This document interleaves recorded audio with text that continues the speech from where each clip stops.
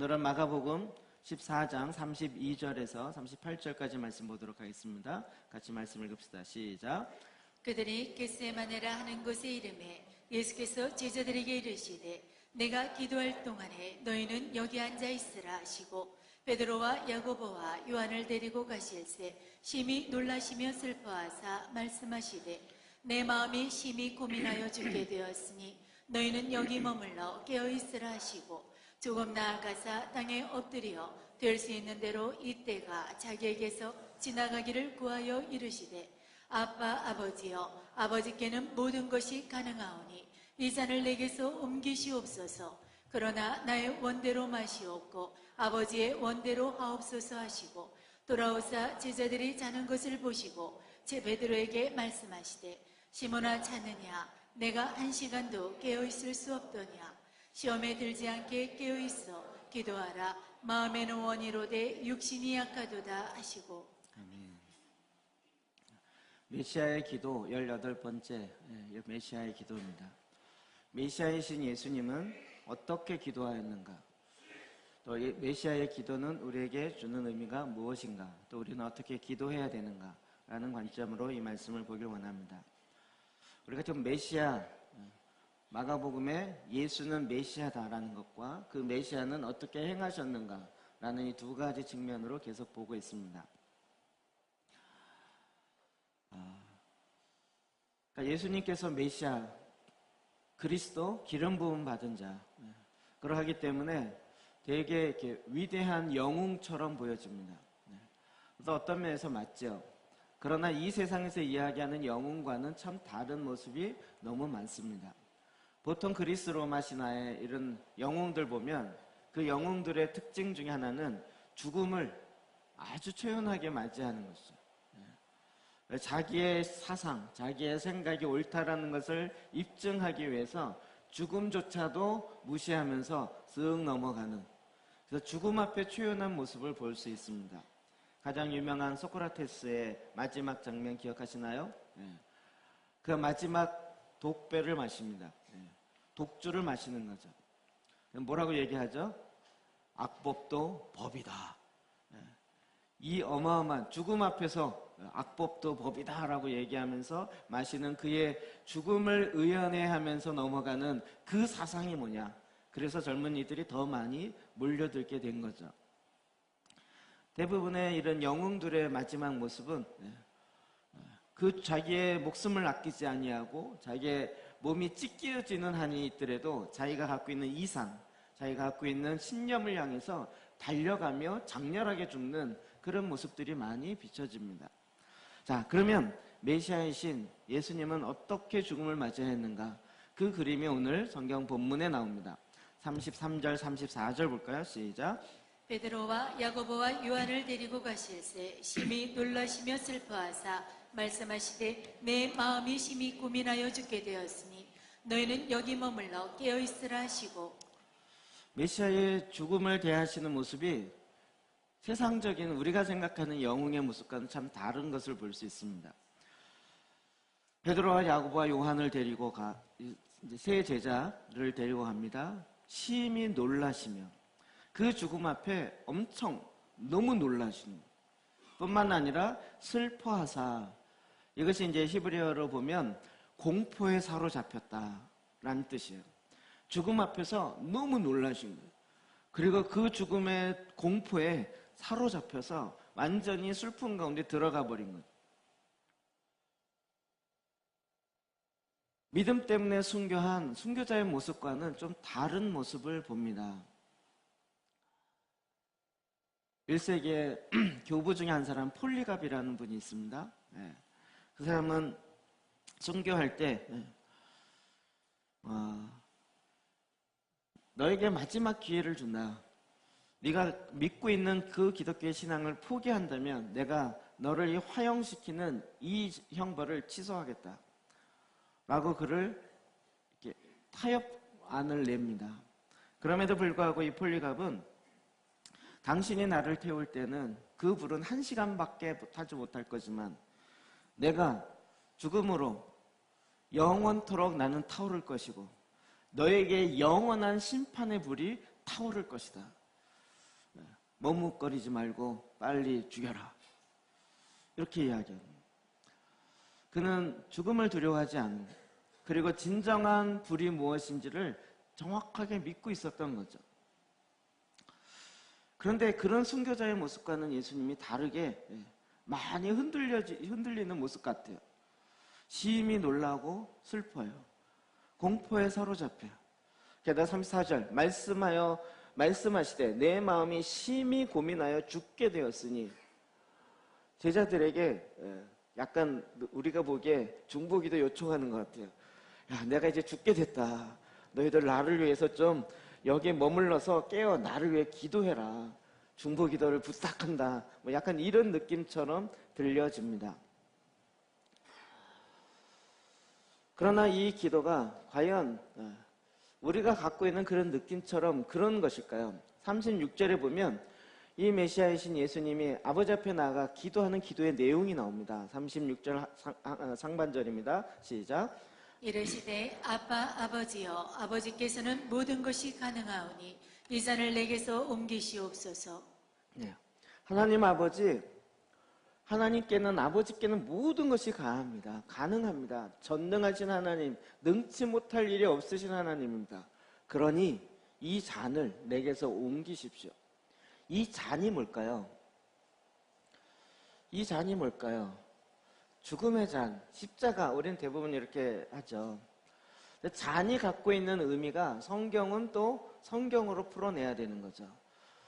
그냥 죽음이 두려워서, 사망이 무서워서 이 사망 때문에 그 앞에 두려워 떨고 있는 메시아의 모습, 이거보다 훨씬 더 깊은 의미를 갖고 있습니다.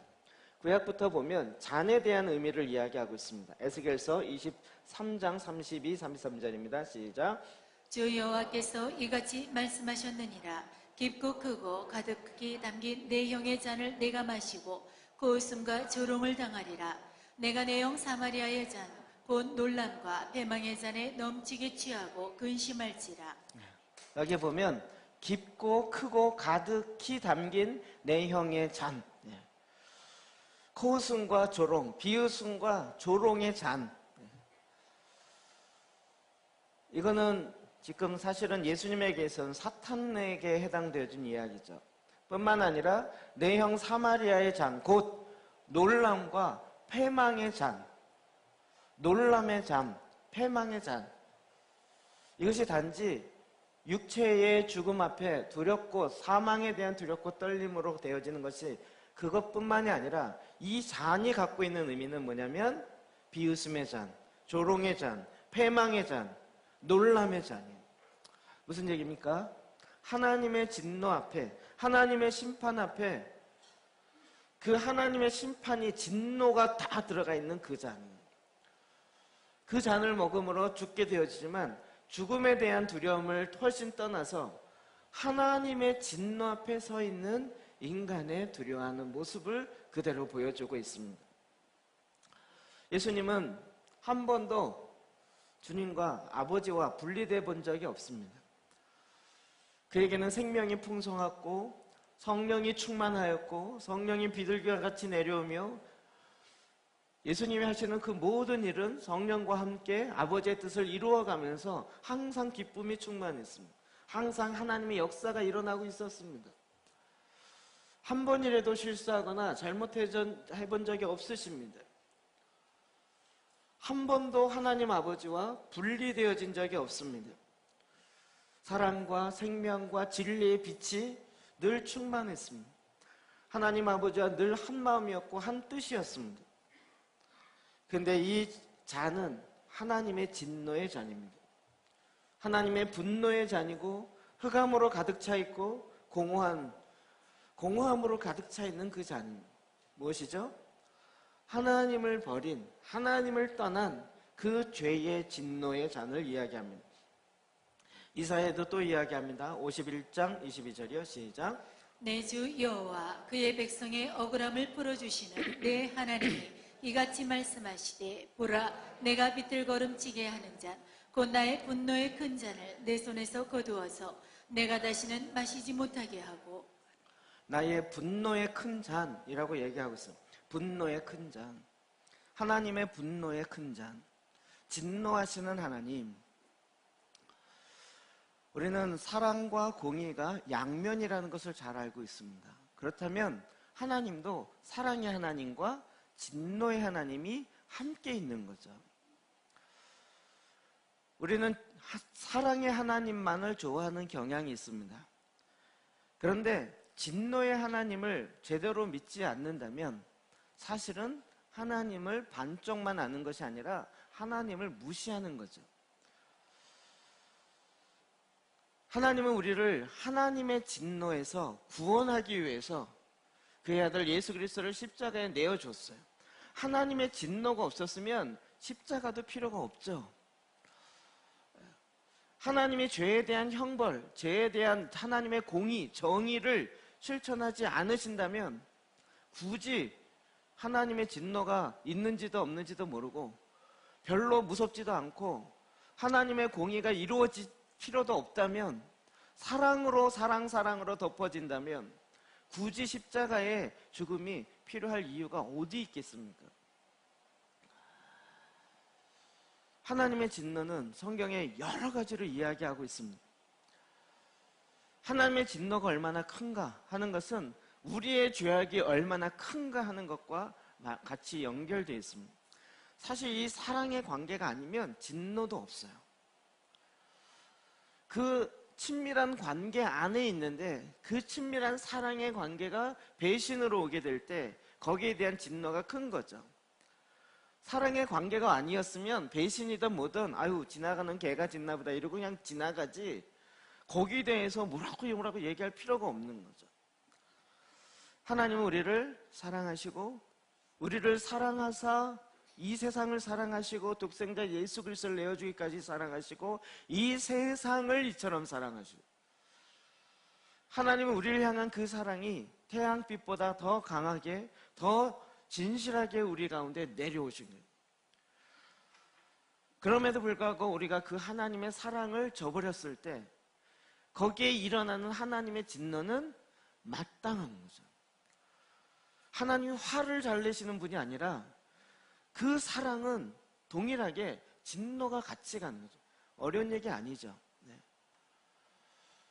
왜 고부간의 갈등이 일어나요? 시어머니가 자기 아들이 어떨 때는 자기 남편보다 더 사랑하는 관계였는데 웬 여우 같은 여자가 나타나더니 내 사랑을 뺏어갔단 말이에요. 이기적인 거지만 네. 남편보다 더 사랑하는 것도 문제죠. 네. 다 성경적으로 얘기하면 다 잘못된 거죠. 그러니까 누가 미운 거예요? 네. 그 여우 같은 며느리가 미운 거예요.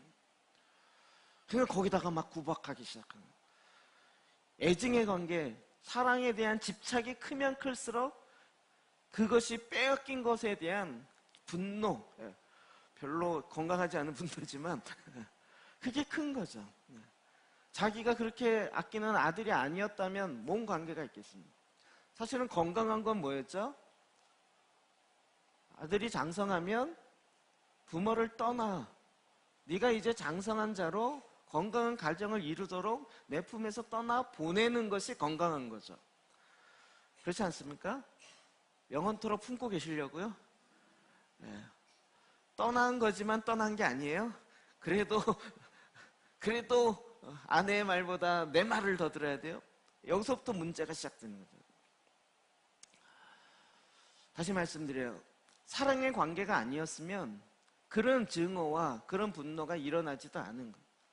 하나님이 우리를 사랑하지 않았다면 하나님의 공의, 하나님의 정의가 우리한테 굳이 있어야 할 필요가 없는 거죠. 그래서 사랑과 공의는 같이 가는 거예요.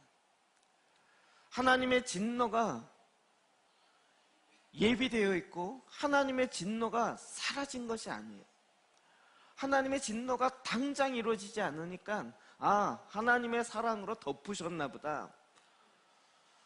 6월절로 덮은 것이 아니고 6월절로 잠시 덮고 지나갔을 뿐이에요. 그러나 심판은 있어요. 우리는 이상하게 왜곡되어진 교리를 많이 갖고 있는데, 한번 구원받으면 영원한 구원으로 아무 심판도 없을 거라고 생각합니다. 성경을 몰라서 그래요. 생명책으로 말미암은 심판과 또 뭐가 있어요? 행위록으로 말미암은 심판, 두 심판이 다 있다고요. 그냥 천국만 들어가면 다인가요? 우리가 말씀을 너무 모르고 내가 원하는 것만 마치 편식하듯이 내가 원하는 몇 개의 구절만 딱딱 갖고 있으니까 하나님의 총체적인 그것을 모르는 거죠. 하나님은 진노의 하나님이세요. 이 진노의 하나님 이야기하는 것을 오늘날 성도들이 되게 싫어하세요. 그런 무서운 얘기 말고요, 사랑 이야기해 주세요. 용서 얘기해 주세요. 왜 용서가 필요하냐고요. 하나님의 진노, 하나님의 공의, 하나님의 정의가 사라지지 아니하고 영원토록 있기 때문에 그 정의는 여전히 지금도 유효한 거죠.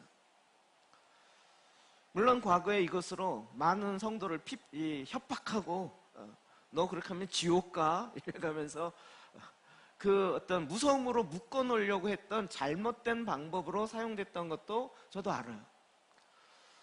그러나 잘못된 방법으로 사용했다고 해서 그것이 잘못인가요? 하나님의 공의가 없어졌나요? 하나님의 진노의 심판이 사라졌나요? 그럼 그 심판에 하나님 그게 언제 이루세요? 하나님의 진노가 언제 완성돼요? 그 잔, 그 대접 떠오르십니까? 대접, 인심판, 나팔심판, 대접심판. 마지막에 하나님의 진노의 잔을 7개의 잔을 쏟으시잖아요. 그래서 온 열방을 향하여 하나님의 심판을 이루시는 거예요. 하나님이 지금까지 참으시는 것은 그 죄악을 그냥 묵인하고 넘어가는 것이 아니라 하나님은 반드시 하나님의 공의를 이루시는 거죠. 다윗이 범죄했습니다. 그래서 하나님이 용서했지만 용서를 끝났나요? 그 죄에 대한 대가는 어떻게 됐죠? 그 아들은 결국 죽었습니다. 죄가 용서함 받은 것과 거기에 대한 대가가 치루어지는 것과는 별개라는 거 이제 말씀을 통해 좀 더 아시겠죠?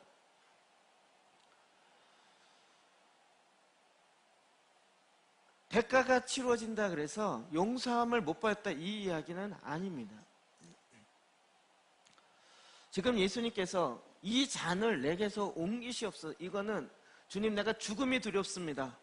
내 생명이 끊어지는 게 두렵습니다. 이 이야기를 훨씬 뛰어넘습니다. 이 잔은 무슨 잔입니까? 하나님의 진노의 큰 잔인 거예요. 하나님의 심판의 잔인 거예요. 심판이 어느 정도냐면 십자가에서의 심판이 바로 죄에 대한 하나님의 진노를 표현하고 있는 거예요. 하나님 지금도 하나님의 그 야곱의 환난의 때라고 이야기하는 그 하나님의 공의에 대해서 조금치라도 타협하거나 물러서지 않으셨습니다. 이번엔 저희가 세미나를 통해서 더 많이 알게 되었죠. 이스라엘이 하나님의 말씀대로 행하면 하나님의 축복이 있을 것인데 하나님의 말씀대로 듣지 아니하고 행하지 아니하면 저주가 있을 것이에요. 신명기 28장 축복의 장 저주의 장 있는 것처럼. 근데 이스라엘이 어떻게 행했어요? 어떻게 행했어요? 하나님의 말씀을 듣지 않았어요. 그래서 하나님의 말씀에 기록된 대로 열방에 흩어졌어요. 열방에 흩어져서 그냥 하나님의 저주를 받고 그냥 있었던 것이 아니라 그런 상태에서 이스라엘은 자기가 해야 될 일을 고난 가운데 했어야 되는 거죠. 이 뒷부분은 몰랐다가 저도 깨달은 거예요. 아, 그렇구나. 이스라엘은 열방을 축복해야 돼요. 모든 나라를 축복해야 될 책임이 있는 나라였어요. 난 이 얘기가 맞는 거죠. 맞고 할래? 그냥 할래? 이 두 개 맞는 거예요. 열방을 축복하는 것을 기쁨으로 말씀에 순종하면서 할 수도 있는데 그가 하나님의 말씀을 듣지 아니하므로 맞으면서 했어야 되는 거죠. 하나님의 사명은 사라지진 않아요. 자꾸 협박하는 것 같아서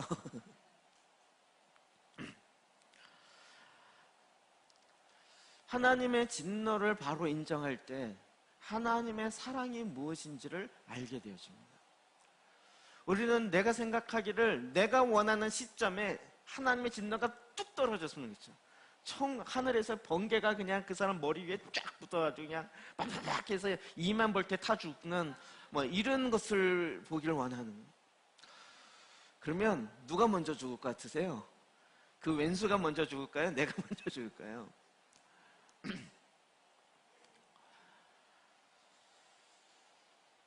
성경은 계속 이 메시아는 하나님의 진노 앞에 그 인간과 하나님 사이에 무너진 성벽 사이에 들어가 그 앞에 서 있는 바로 예수 그리스도 메시아의 모습을 보여주고 있는 것입니다.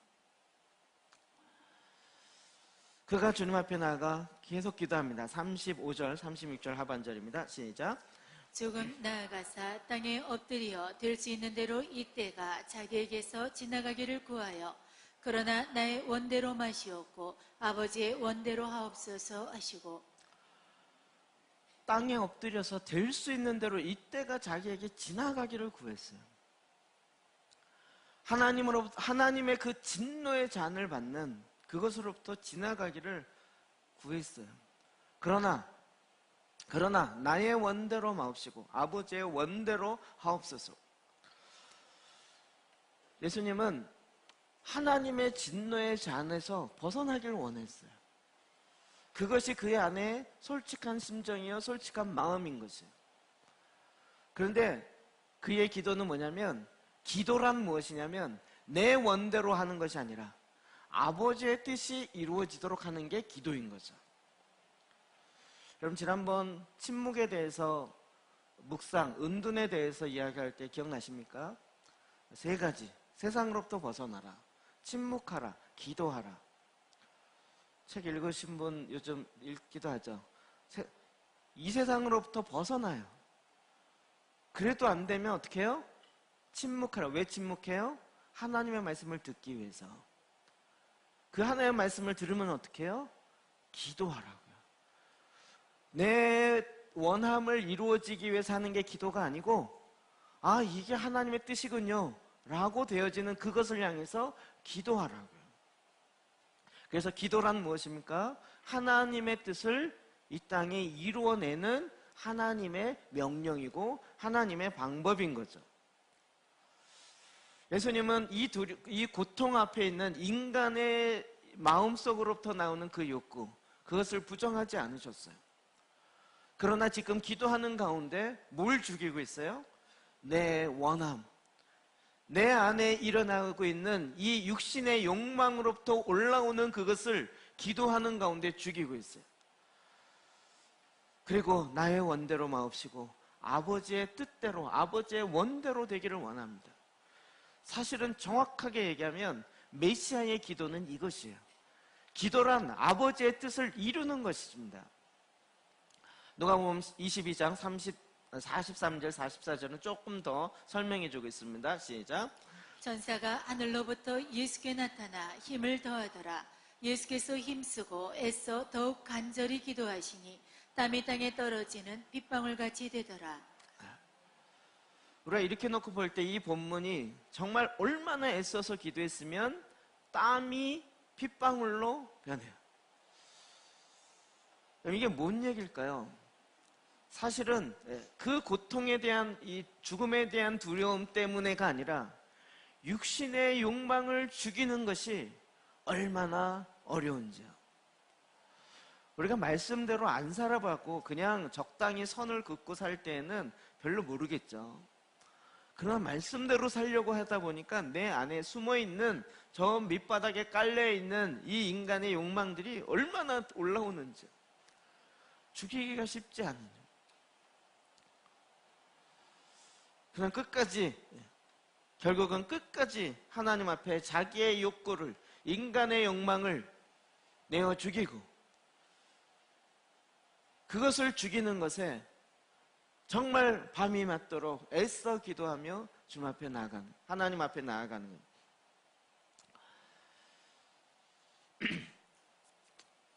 마가복음 7장 21절 읽어볼까요? 시작.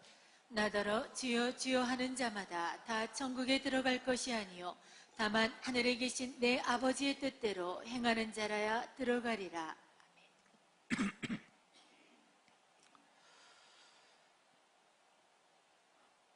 천국에 들어가는 자, 어떤 자가 들어간다고요? 믿는 자가 들어가는 게 아니고요. 우리가 얼마나 이 헬라적 사고에 쩔어 있는지 아시겠죠? 행함이 없어도 믿으면 천국 들어갈 수 있다. 근데 성경적, 히브리적 사고는 그게 아니죠. 믿는 것과 행하는 것이 같아요. 행함이 없는 믿음은 죽은 믿음이에요. 우리 믿음을 뭘로 보여야 돼요? 행함으로 나타내 보여야 돼요. 이제 이것 때문에 더 이상 얘기 안 해도 이해되시죠? 네. 아직도 헬라식 사고를 계속 하길 원하세요?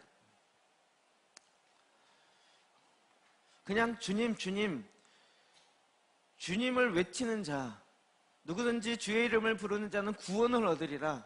그래서 그냥 주여만 외치는 자가 천국 들어가는 게 아니라고. 주님을 왜 불러야 돼요? 주님의 뜻을 이 땅 가운데 행하기 위해서요. 성경을 보면 볼수록 우리가 그냥 주님만 불러놓고 그냥 주님이 알아서 날 구원해 주십시오 라고 하는 것 같지만 사실 알아서 되는 것이 아니라 우리가 어떻게 해야 돼요? 그 뜻을 이 땅에 이루어 가야 돼요. 즉 주님의 뜻을 이 땅에 순종하며 나아가야 되는 거예요. 우리가 전에는 하나님의 뜻이 무엇인지 몰라서 못했다라고 이야기를 해요. 많은 변명이에요. 그렇다 할지라도 천국에 못 들어가요. 그렇지 않겠습니까? 나는 신학교를 안 가서 몰라요. 그러면 신학교 안 가서 모르는 사람은 다 괜찮게요? 상관없습니다. 나는 우리 교단의 교리는 그게 아니어서 몰라요. 그것도 안 됩니다.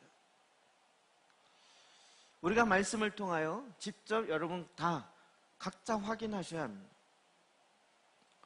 아버지의 뜻대로 행하는 자, 아버지의 뜻 앞에 순종하는 자가 결국 메시아이고 기름 부음을 받은 자인 것입니다.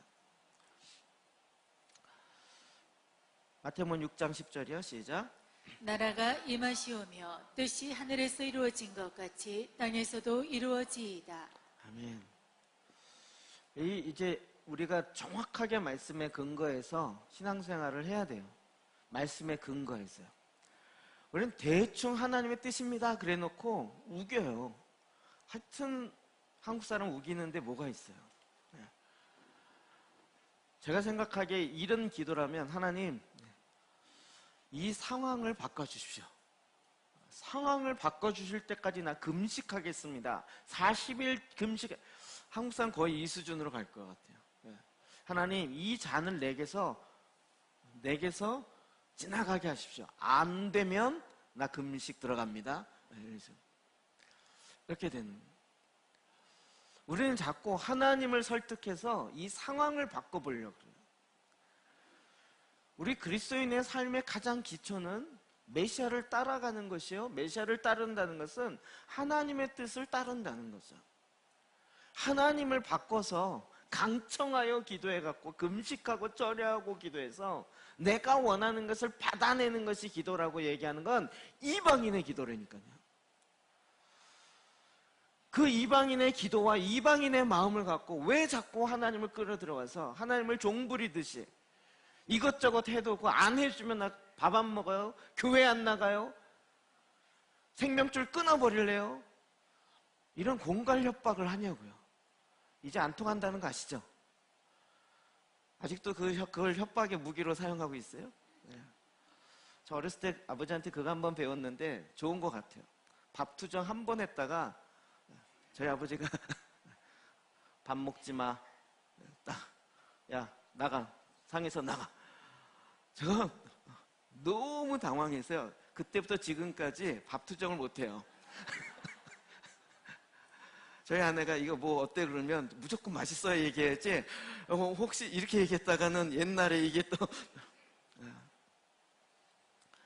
어렸을 때 이거 한 번이요 다시는 밥 때문에 협박하지 않는 그런 인간이 돼버렸어요. 아이들이요, 너무 사랑하지 마시고요, 하나님의 공의가 있어야 돼요, 아이들에게도요. 그걸 너무 막 끌어안아서 막 안 먹으면 쫓아다니면서 먹이다 보니까 애들이 먹는 거에 소중함을 몰라요. 그냥 굶기세요. 웬만큼 굶겨도 안 죽어요. 농담입니다. 공의가 뭔지, 기준이 뭔지를 어렸을 때 다 알아야 돼요. 그 기준이 엄마의 기분 따라 왔다 갔다 하면 애들이 헷갈려요. 그 다음부터는 기준을 따라 살지 않고 엄마의 기분 따라 살려고 그래요. 그러면서 눈치만 발달하는 거예요, 아이들이요. 잠깐 얘기가 곁길로 갔지만 이 패턴이 하나님께도 갈라 그래요. 하나님 오늘 기분 좋으세요? 기분 좋을 때 이걸 얘기해야 하나님이 들어주시는데 우리의 기도도 자꾸 이 수준으로 갈라 그래요.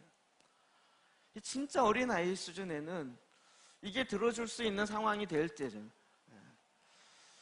그러나 정말 하나님이 메시아, 기름 부음 받은 자를 통해서 원하시는 건 무엇입니까? 하나님의 뜻이 이 땅에 이루는 것입니다. 그럼 이 땅에 이루어지려면 어떻게 해야 돼요? 내 욕망을 죽이고 하나님의 뜻이 이루어지도록 내가 하나님 뜻 앞에 순종해야 되는 거예요. 근데 순종하려면 순종하기 싫은 내 안에 욕망들이 불끈불끈 올라오는 거죠. 결국 무엇이 이겨야 돼요? 주님의 뜻이 내 인간의 욕망을 죽임으로 이겨야 되는 거예요. 마태복음 21장 31절 시작. 그들 중에 누가 아버지의 뜻대로 하였느냐 이르되 둘째 아들이니이다. 예수께서 그들에게 이르시되 내가 진실로 너희에게 이르노니 세리들과 장녀들이 너희보다 먼저 하나님의 나라에 들어가리라.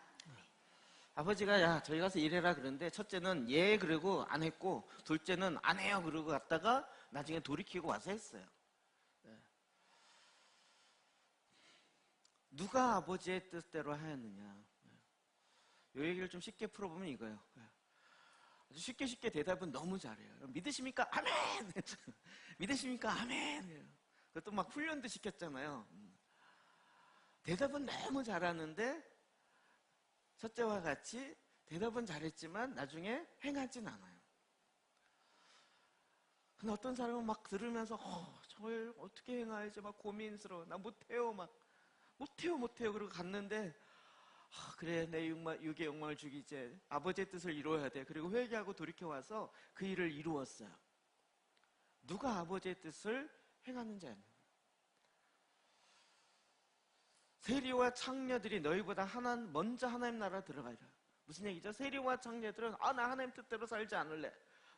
그렇게 살다가는 내가 못 살 것 같아. 그래갖고 내 마음대로 살았어요. 이 세상의 방법과 이 세상의 쾌락을 쫓아가면서.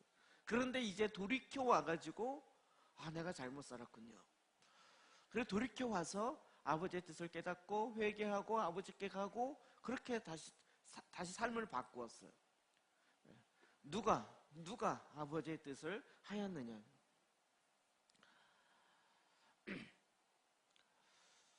우리는 자꾸 우리의 감정에 너무 충실하려고 그래요.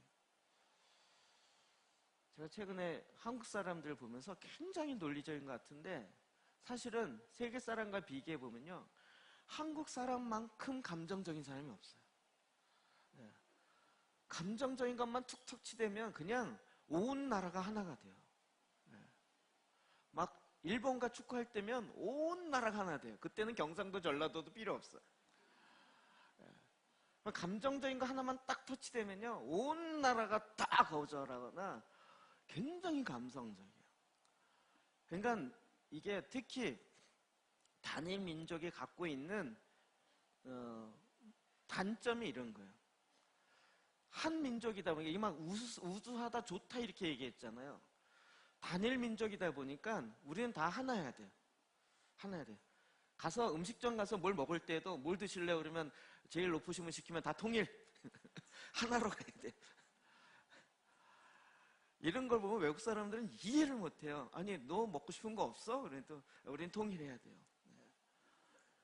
그냥 뭐 하나로 가야 돼. 하나로. 그러다 보니 그 다른 것을 이해를 못해요.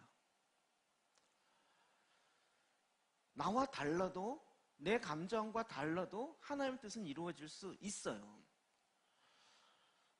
여러분, 내 마음과 다른데 하나님의 뜻이 이루어지면 너무 배가 아파요. 왜요? 내 감정에 충실했기 때문에요. 그러니까 우리가 요나를 보고 맨날 요나 욕하지만 요나랑 제일 비슷한 게 제가 보기엔 한국 사람인 것 같아요. 그 박넝쿨을 갉아먹는 걸 보면서 화가 나는 거예요. 아니, 지금 니느웨 성이 멸망되는 것보다 자기가 이 떼약볕에 힘든 게 더 힘든 거예요. 그래서 죽기까지 내가 옳습니다 이래가면서 하나님께 대들어요. 그럼 이 단계를 넘어서야 돼요. 제가 이 말씀으로 기도하기, 제가 자꾸 이제야 실상을 얘기한다라고 몇 번 얘기하지만 또다시 실상을 얘기하면 쉽다고 얘기했지만, 그렇게 기도하긴 쉽지만 그렇게 살기는 어렵습니다. 그렇지 않을까요? 말씀으로 기도하긴 쉽죠. 아니, 말씀을 읽고 하나님 이렇게 되길 원합니다, 이렇게 되지 못한 거 회개합니다 이러면 되잖아요. 못할 게 뭐가 있어요 이거를. 기도 그런 거 없을 때는 기도 어떻게 해야지, 하나님 뭐라고 불러야지, 뭘 기도해야지, 이게 힘들었는데 이제 말씀 갖고 기도하니까 기도할 게 다 있네. 그냥 그냥 졸졸 읽고 하나님 이렇게 되길 원합니다, 이렇게 되길 기도합니다 이러면 된다는 거예요. 기도가 아직도 모르시겠어요? 쉽잖아요. 근데 그렇게 막 기도하다 보니까 어떻게 해요? 이제 말씀대로 내가 살아야 된다는 걸 아는 거죠. 말씀에 순종해야 되는 거죠. 이게 실제이죠.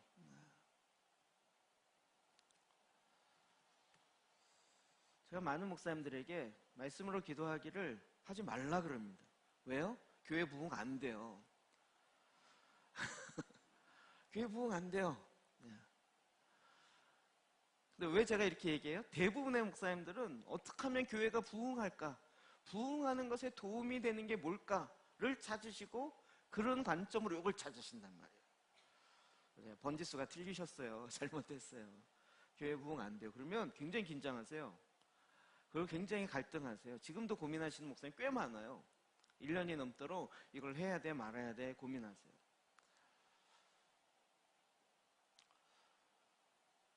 내 안에 있는 나의 욕망을 이루어내는 것이 기독교가 아니라고요. 그게 메시아가 아니라고요. 예수는 그리스도, 예수는 기름 부음 받은 자. 무슨 얘기예요? 기름 부음 받은 자는 뭘 이루어야 돼요? 아버지의 뜻을 이 땅에 이루는 자예요. 기름 부음 받아서 권능이 나타나서 병든 자 고치고 막 예언하고 이러면서 능력이 나타나는 게 기름 부음이 아니고, 그 기름 부음 가지고 하나님 아버지의 뜻을 이 땅에 이루어내야 돼요. 그러려면 어떻게 해야 돼요? 죽어야 돼요. 내 육체 욕망이 죽어야 돼요. 그렇기 때문에 이게 결코 쉬운 건 아니에요. 근데 예수님은 그가 주님 아버지 앞에 나아가 계속적으로 기도하는 것은 이 씨름을 하는 거죠. 이게 우리에게 있어서도 엄청난 씨름이라는 걸 주님이 알고 계세요. 몸소 경험하셨어요. 할 수만 있거든 이 잔을 내게서 지나가게 하십시오. 그러나 아버지의 뜻대로. 그리고 이제 돌이켜보니까 제자들도 야, 좀 일어나 기도해라. 그리고 또 깨워놓고 가고, 그 다음에 또 뭐라 그래요? 이미 하나님께 해놓고도 주님 아버지 그러나 할 수만 있으면 이 잔을, 내 육체의 욕망을 죽이는 일들이 그렇게 만만치 않아요. 쉽지 않아요. 그러나 결국 기도함으로 하나님 아버지의 뜻에 순종하기로 그가 결단합니다. 돌아와서 제자들을 보십니다. 37절 38절입니다. 시작. 돌아오사 제자들이 자는 것을 보시고 베드로에게 말씀하시되 시몬아 자느냐 내가 1시간도 깨어있을 수 없더냐 시험에 들지 않게 깨어있어 기도하라 마음에는 원이로되 육신이 약하도다 하시고. 아멘. 제자들을 다 자는 것을 보세요. 이 말씀 전에 하나만 더 말씀드리면, 그러면 우리는 하나님의 뜻이 뭔가를 자꾸 고민하세요. 하나님 뜻은 말씀에 있어요. 그렇죠? 근데 말씀도 자꾸 보다 보면 말씀이 두 양면이 있잖아요. 그러니까 어떤 게 하나님 뜻일지가 헷갈려요. 그럴 때 종종 있어요. 그냥 하나만 알 때는 이게 하나님 뜻이야. 이거 그냥 막 가는데 막 알다 보면 하나님 뜻이 요 상황이 요게고 저쪽 상황은 이게 맞아요. 그러면 지금 나의 상황에서 어떤 게 맞지? 그러면 어떤 말씀을 취하느냐에 따라서 180도 달라지거든요. 이럴 때 뭘 결정해야 되나? 이런 것들이 굉장히 고난스러워요. 제가 갖고 있는 기준 중에 하나는 하나님 말씀을 통해서 인도함 받는 것도 있지만 그 기준 중에 하나가 뭐냐면 나에게 유익이 되냐 안 되냐의 기준으로 보지 않고 하나님 나라에 유익이 되냐 안 되냐의 기준으로 보는 거예요. 어떤 건 나에게 유익이 안 되는데 하나님 나라에 유익이 되는 게 있어요. 그러니까 나에게 유익이 되지 않기 때문에 내가 싫은 거거든요. 그래서 싫어하는 마음이 자꾸 일어나니까 이걸 선택하고 싶지가 않은 것이 내 안에 있어요. 그러니까 대부분 나의 나라, 나의 뜻, 나의 생각과 관련되어서는 하나님 뜻이 뭘까를 하려면 두 가지 말씀이 180도 다른 두 개가 딱 떠올라요. 그때 갖는 기준은 뭐냐면 하나님 나라에 유익이 되는 것이 뭘까요? 그래서 하나님 나라에 유익이 되는 걸 취할 때 어떨 때는 내가 손해봐요. 손해봐도 하나님 나라에 유익이 되면 하나님의 뜻이에요. 이해되시나요? 어떤 건 나에게 이익이 돼요. 나에게 유익이 되는데 하나님 나라에 손해가 돼요. 그건 하나님 뜻과 상관없는 거예요. 이런 얘기는 하도 많이 사고의 패턴 이야기에서 이해되시죠? 자, 그러나 그것을 이루는 건 또 다음 과제예요. 제자들이 계속 졸고 있어요. 제자들에게 뭐라고 예수님이 중보기도 부탁했어요? 내가 지금 죽게 되었으니 얼마나 어마어마한 기도예요. 제가 보기에 베드로가 조는 게 낫다라는 생각이 들어요. 안 졸았으면 어떻게 기도했을까요? 한국 사람처럼 기도했을 것 같아요. 하나님 죽지 않게 해주세요. 죽지 않게 해주세요. 주님 십자가 지나가게 해주세요. 예수님이 저렇게 땀방울이 핏방울이들 기도하니 하나님 응답해 주세요. 이러면서 기도했을 가능성이 굉장히 큰 것 같아요. 베드로가 계속 자요. 시몬아 자느냐? 한 시간도 깨어 있을 수 없네요. 여러분 이게 기도에 대한 개념 자체가 바뀌어야 돼요. 우리는 기도 그러면 내가 원하는 걸 들어주는 거예요. 이게 이방인의 기도잖아요. 이게 아예 꽉 쩔어 있어가지고 하나님의 원하시는 차원의 기도에 대해서 잘 쉽게 못 넘어와요. 머리로는 이해되는데 쉽게 그렇게 살아내는 걸 잘 못해요. 하나님이 원하는 기도는 무엇이에요? 하나님의 뜻이 이 땅에 이루어지게 하는 것이에요. 마태복음 16장, 마태 6장이 계속 얘기하는 거잖아요. 그렇기 때문에 하나님 뜻이 이 땅에 이루어지려면 뭐가 있어야 돼요? 기도를 해야 이루어지는 거예요. 우리는 자꾸 하나님 내가 다 수고하고 마지막 2%가 부족합니다. 신의 도움이 필요합니다. 주님 요것만 도와주세요. 이게 기도가 아니라니까요. 그 무슨 샤머니즘적인 무술하는 차원의 기도이지 그 기도가 아니란 말이에요. 출애굽기 17장 11절 12절입니다. 시작. 모세가 손을 들면 이스라엘이 이기고 손을 내리면 아말렉이 이기더니 모세의 팔이 피곤함에 그들이 돌을 가져다가 모세 아래 놓아 그가 그 위에 앉게 하고 아론과 홀이 한 사람은 이쪽에서 한 사람은 저쪽에서 모세의 손을 붙들어 올렸더니 그 손이 해가 지도록 내려오지 아니한지라. 이스라엘 백성이 출애굽해서 하나님께서 훈련하신 첫 번째 훈련입니다. 아멜렉과의 전쟁. 여러분 우리는 아멜렉 그러면 막 이렇게 못 사는 나라 막 이렇게 생각하는데 거꾸로입니다. 이스라엘은 출애굽해서 노예들이에요. 노예 출신. 군사 훈련도 제대로 받아보지 않고 제대로 된 이게 훈련이 안 돼 있는 이스라엘. 그러나 이미 군대를 이루고 나라를 이루고 있는 아멜렉 군대들. 이 싸움이 사실은 싸움이 될 만한 이 급이 아닌 거예요. 하나님 이 전쟁에 나가라고 이야기해요. 우리 잘 아는 것처럼 모세의 손이 올라가면 이기고 내려오면 지고. 그럼 이걸 해서 결국은 이깁니다. 그걸 보면서 아론과 훌이 모세의 손이 피곤함에 내려오지 않도록 모세로 하여금 돌을 가져다 그 위에 앉히고 그 다음에 아론과 훌이 한 손씩 한 손씩 들게 하는 거죠. 그래서 이걸 또 그림으로 그려보면 이거잖아요. 모세가 산 높은 곳에 올라가서 기도 손을 그냥 이길지어다 여호수아야 이길지어다 막 하는데 막 이기고 있어. 잘하고 있어. 어우 좀 근데 막 또 지고 있어. 에이 이겨라 막 5분 했는데 목도 아프고 얘가 근데 좀 했는데 또 막 지고 있어. 쟤는 또 왜 지냐 이겨라. 이걸 계속 반복했다는 거 아니에요. 아론과 훌이 뒤에서 보니까 이게 보통 상황이 아니라는 거예요. 그래서 안 되겠다 싶어서 대안을 낸 거예요. 모세가 서 있는 상황에서 아마도 서만 있지는 않았을 것 같아요. 걸어 다녔을 것 같아요. 이렇게 걸어 다니면서 이겨라 이러면서 막 의자에 돌을 놓고 앉혔고 그리고 이제 한 손씩 한 손씩 기도를 한다는 얘기는 뭐냐면 하나님의 뜻을 이 땅에 이룬다는 거예요. 저 언젠가 한번 이 말씀을 드렸고 저도 그게 도전이 됐던 거예요. 여러분 기도를 믿으십니까? 기도를 믿으십니까? 내가 기도할 때 하나님의 뜻에 따라 내가 기도할 때 하나님이 일하실 것에 대한 믿음이 있으십니까? 우리는 대부분 기도를 그렇게 생각 안 해요. 그냥 내가 열심히 해놓고 하나님 뭐가 부족합니다. 요거 좀 도와주세요. 하나님 가만히 계시다가 내가 할 수 없는 그 무엇을 도와주세요라는 차원의 기도를 해요. 이게 이방인의 기도라니까요. 내가 도저히 손이 닿지 않는 그 무엇의 영역, 운명이라든지 내 인생의 계획 이런 것들에 대해서 하나님 도와주세요. 이런 차원의 이야기만 하려고 그래요. 기도의 가장 핵심은 이 땅을 다스리는 거라니까요. 하나님의 뜻을 이 땅에 이루게 하는 것이에요.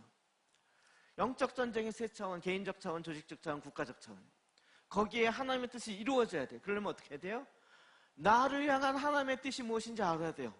그 뜻을 가로막는 어둠의 세력이 무엇인지 알아야 돼요.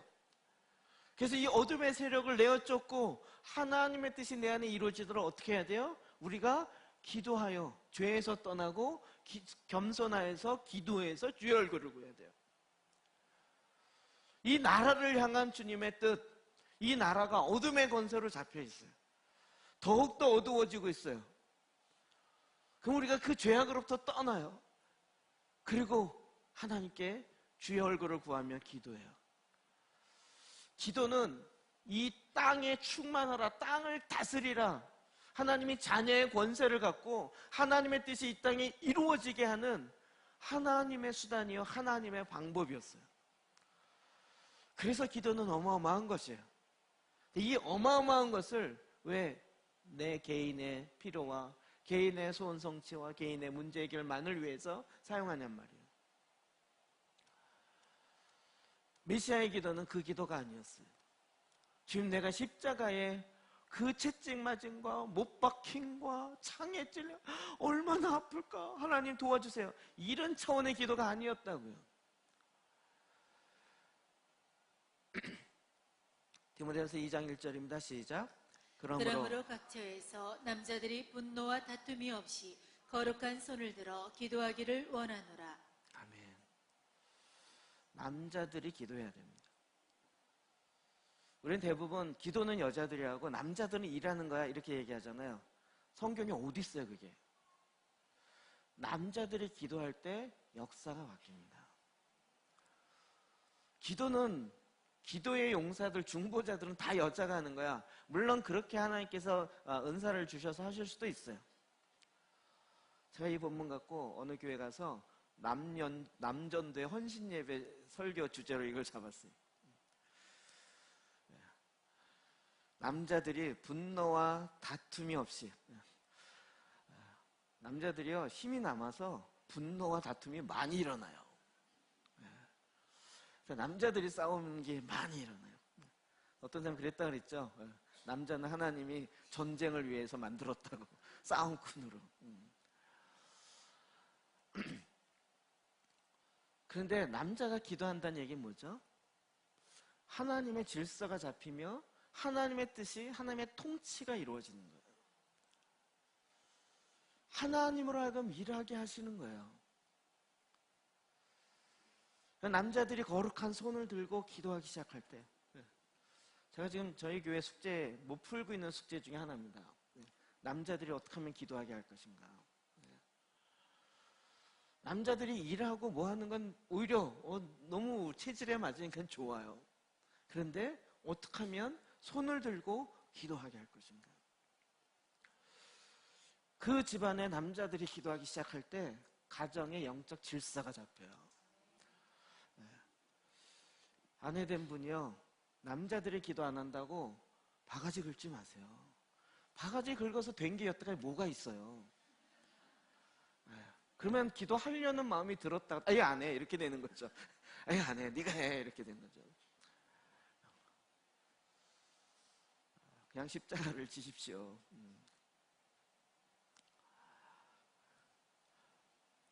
하나님께서는 계속 기도 통해서 하나님의 나라가 다스렸어요.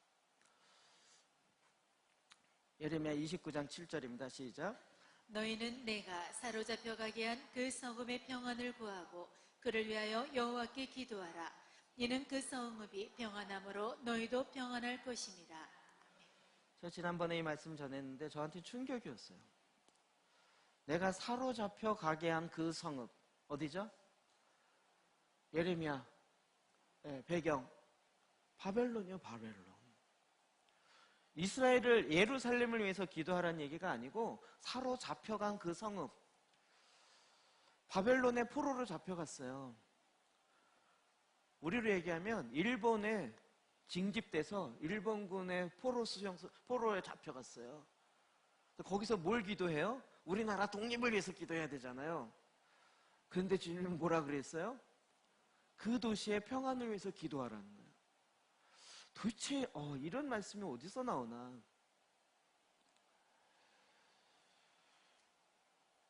그런데 참 놀랍게도 하나님은 이 일을 통해서 결국 바벨론 70년 만에 바벨론 뉴스 다시 돌아오게 되어지는 하나님의 기가 막힌 역사를 우리의 믿음의 선배들 통해서 장남 이스라엘 통해서 보여준 거죠.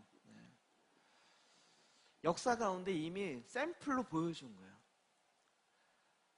이스라엘이 다시 자기의 나라로 70년 만에 돌아올 가능성이요, 0%예요. 제가 아무리 봐도 0%예요. 이스라엘이 국방력이 좋아지거나 나라가 다시 세워지거나 뭐 유명한 장군이 나타나서 다시 독립을 이럴 가능성 자체가 없는. 그런데 너희가 바벨론 포로로 잡혀갈 때 사로잡힌 그 성읍의 평안을 위해서 기도하래요. 하나님께는 능치 못할 일이 없다고요. 그 노예로 잡혀가 있는 그 순간에도 하나님의 뜻이 이루어지도록 위해서 기도했더니 거꾸로 다리오 왕을 통해서 바벨론의 왕들 통하고 그 나라의 이방의 왕들을 통해서 하나님의 뜻을 이루어내세요. 우리는 꼭 우리나라, 우리 사람 이렇게 생각하잖아요. 그럼 우리가 갖고 있는 인간의 생각이죠. 하나님은 역사를 주관하셔서 그걸 뛰어넘어서 너희가 사로잡혀간 그 성읍을 위해서 기도해라. 그곳에서 기도해라. 그러면 내가 평안을 줄 것이고 내 뜻을 이루겠다는 것이죠. 그럼 1948년에 이스라엘 독립 때문에 놀라지 마십시오. 1948년이 아니라 1850년대부터 이스라엘 위해서 기도하던 분들이 있어요. 독일의 수녀예요. 전 깜짝 놀랐어요. 히틀러가 아우슈비츠에서 그 600만 명을 학살하기 전부터 그들의 말씀을 통해서 그 수녀회에서 기도하고 있었어요. 이스라엘의 독립을 위해서. 왜요? 성경을 아무리 봐도 이스라엘이 독립돼야 된다는 말씀이 맞다라는 거예요. 1850년대요. 이스라엘이 독립하기 100년 전, 150년 전부터 성경을 보면서 성경을 아무리 봐도 이스라엘은 다시 독립해야 된다라는, 지금은 나라가 없지만 있어져야 된다라고요. 눈에 보이지 않지만 그렇게 기도했던 기도의 역사들이 결과물로 1948년에 이스라엘이 독립하는, 하루아침에 독립하는 하나님의 말씀이 이루어진 거죠. 그것도 계속 기도해 온 거예요. 제가 늘 얘기한 진센돌프요, 모라비안 형제단, 끊임없이 주님 앞에 기도해요. 하나님의 어마어마한 역사들을 이루어냈어요. 기도는 하나님의 뜻을 이 땅에 이루어가는 가장 강력한 하나님의 무기입니다. 왜 가장 강력한 하나님의 무기를 사용하지 않으시고 그걸 가만 놔두고 그 무기를 그냥 호독 까먹는 데만 사먹냐고요. 호독 까먹는다는 얘기 아시죠? 네. 거지 왕자, 거지의 쌍둥이에서 바뀌어쳐갖고 거지였던 사람이 왕자가 돼서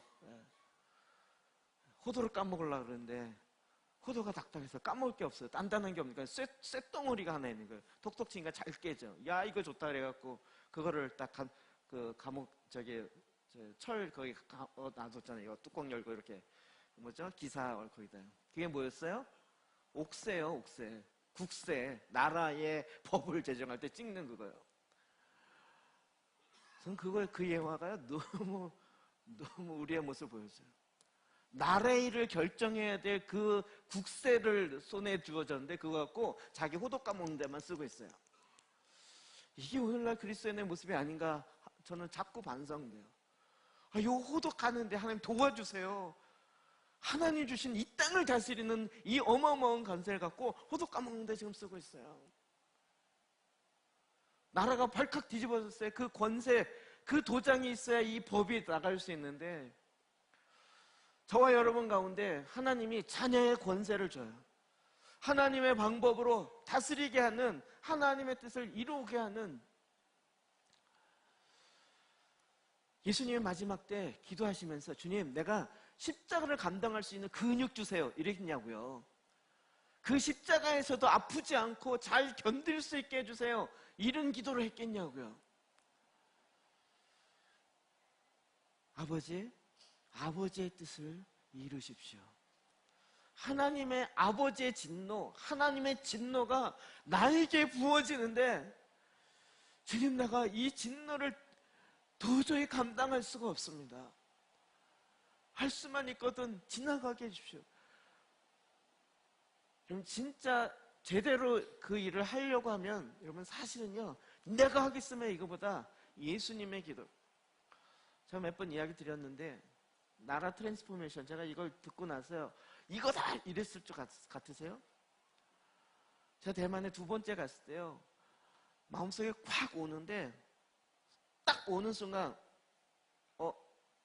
제 반응이 뭐냐, 이거 기도하면 안 돼.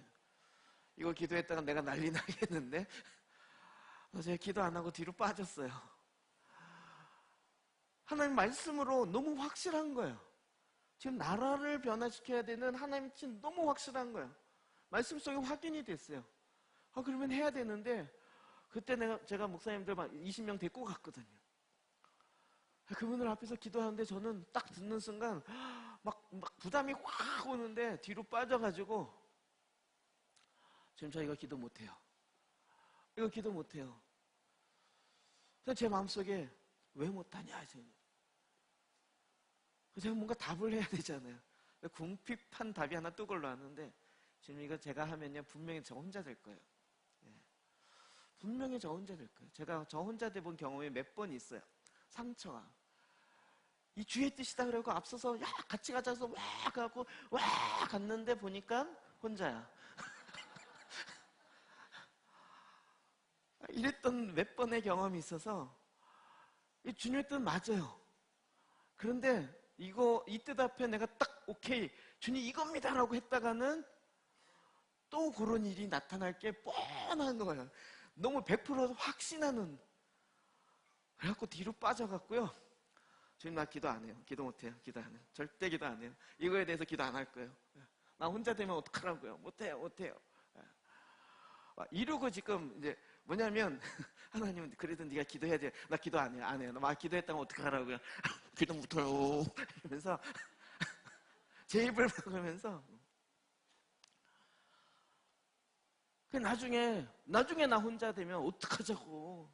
제가 한두 번 당한 게 아니라고요. 주님,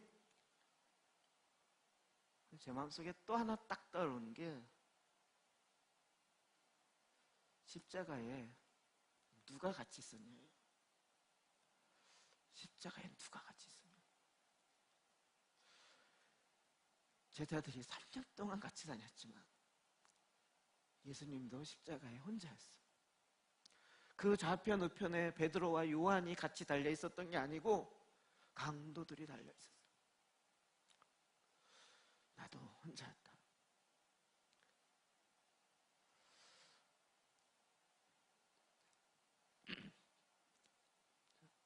그리고 이 일에 가려고 하는 사람이 아무도 없다.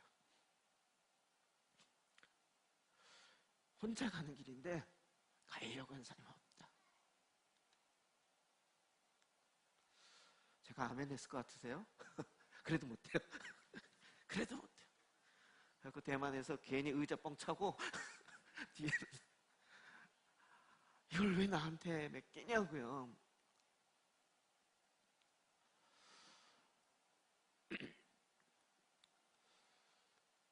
하나님은 우리가 뭔가를 다 해내는 게 아니고 기도하라는 건 하나님의 뜻이 하늘에서 이루어진 것 같이 이 땅에 네가 너의 마음을 다해서 뜻을 다하고 성품을 다하여 기도하라. 그럴 때 내가 이루리라. 제가 하는 게 아니고요. 하나님이 이루시겠다는 거예요. 기도를 믿는다는 얘기는 내가 한다는 얘기가 아니라 하나님이 나를 통해서 하실 것을 믿냐는 거예요. 가능성이 없어요. 하다 보면 혼자 될 거 뻔해요. 그런데 내가 너와 함께 할 거라는 것을 믿냐는 거죠.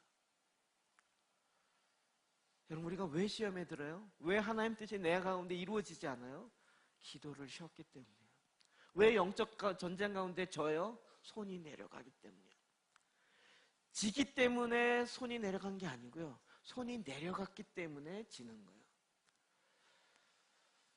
우리가 바쁘기 때문에 기도할 시간이 없습니다. 아니요. 기도의 손이 내려가기 때문에 바쁜 일에 대처가 안 되는 거예요.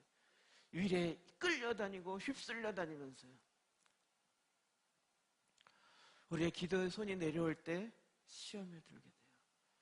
베드로가 결국 시험에 들어요. 그러면 우리가 주님의 뜻을 깨닫고 주님의 이 뜻을 이루시옵소서. 천사가 와서 도와요. 그가 그의 뜻을 이룰 수 있도록 천사들이 와서 도와요. 천사들이 와서 예수 그리스도를 돕더라. 그래서 하나님께서 일하시는 것을 보게 될 것이에요. 예수님이 십자가에 달리셔서 우리를 구원하셨다고요? 아니요.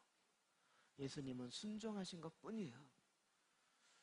그 구원은 누가 하셨나요? 하나님 아버지가 그 구원의 대가를 치르시고 아버지께서 그를 일으키사 높이시고 하나님 보좌 우편에 앉히셔서 하나님께서 예수 그리스도의 십자가의 죽음을 통하여 대속을 완성하시고 우리를 하여금 새롭고 산 길을 내신 거죠.